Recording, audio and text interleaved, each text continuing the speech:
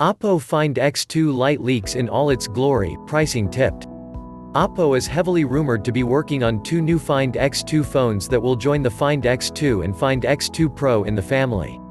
But unlike the existing Find X2 phones, the upcoming ones are said to be rebadged versions of Reno series phones. The Reno 3 Pro 5G will be launched as Find X2 Neo, while the Reno 3 Youth will be unveiled as the Find X2 Lite. Now, some extra details and press render have leaked that reveal key specifications, price, and look of the Oppo Find X2 Lite, leaving nothing to the imagination. Oppo Find X2 Lite specifications. The Oppo Find X2 Lite will be a Snapdragon 765 powered smartphone, WinFuture has claimed in a report. This also means that the smartphone will support 5G but only in the European market for now. It will come with a 6.4-inch AMOLED display with a resolution of 1080 by 2340 pixels and a waterdrop-style notch at the top. The report has also claimed that the Oppo Find X2 Lite will have support for a single nano SIM card and without a micro SD card slot.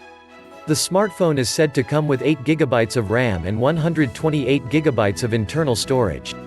It will come running Android 10-based Color OS 7.0.